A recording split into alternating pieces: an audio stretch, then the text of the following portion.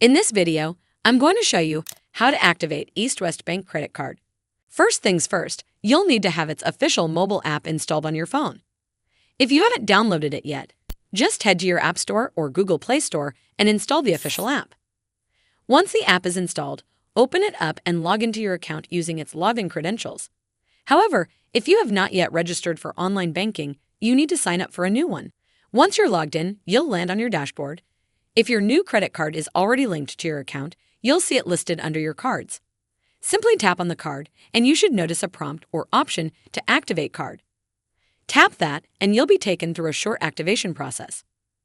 Typically, the app will ask you to enter the last 4 digits of your credit card, your CVV, and possibly a few other personal details for verification. After submitting the required information, tap on the Activate option to complete its activation process.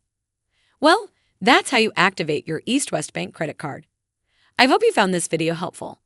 And if you did, make sure you give this video a super thanks by clicking on the heart icon to help support the channel, and don't forget to hit the subscribe button.